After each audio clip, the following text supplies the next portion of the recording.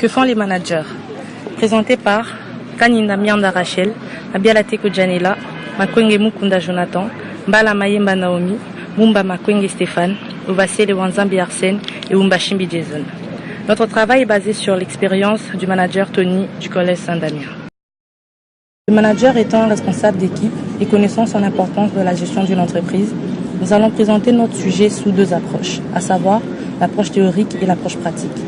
Dans l'approche théorique, nous allons traiter tous les concepts et les points se rapportant à notre sujet. Dans l'approche pratique, nous avons partagé avec un manager d'entreprise et nous l'avons assisté dans l'occupation de son travail.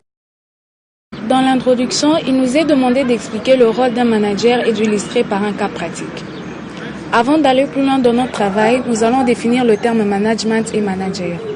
Le management, une discipline relativement récente qui se confond avec la gestion d'entreprise.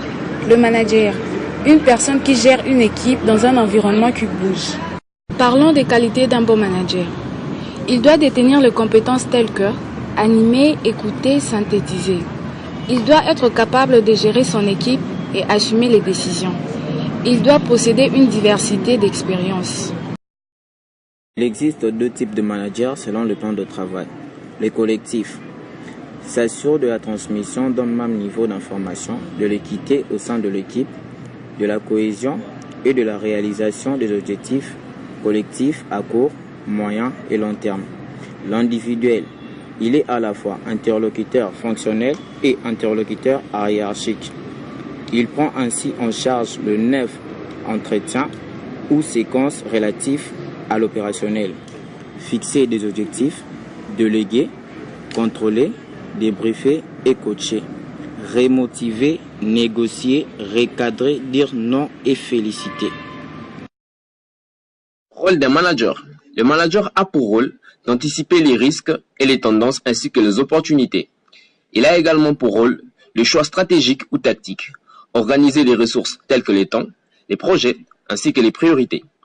Il détient les rôles d'animer et de viser les ressources humaines en recrutant, en formant, en coachant, en collaborant. Il se doit de communiquer, rédiger, parler, présenter et exploiter les feedbacks.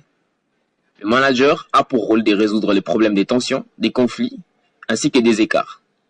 Le manager a pour rôle de performer ou créer une dynamique grâce à certains leviers. Présentons notre champ d'investigation. Le Collège Saint-Damien est un établissement d'utilité publique, l'enseignement du réseau privé, d'obédience catholique. Le collège organise 3 cycles d'enseignement, dont la maternelle, le primaire et le secondaire. Parlons du manager de cet établissement. Monsieur Tony Simbi, manager du collège, a fini ses études humanitaires en République démocratique du Congo. Il a fini son premier cycle d'études universitaires en Inde, en sciences informatiques. Il est détenteur d'un diplôme en sciences économiques. Il fut le président des Congolais dans la ville de Bangalore. Cette expérience lui a permis d'acquérir des compétences dans la gestion du personnel ainsi que d'une entreprise. Au sein d'un établissement, le rôle ainsi que la mission du manager vont de pair.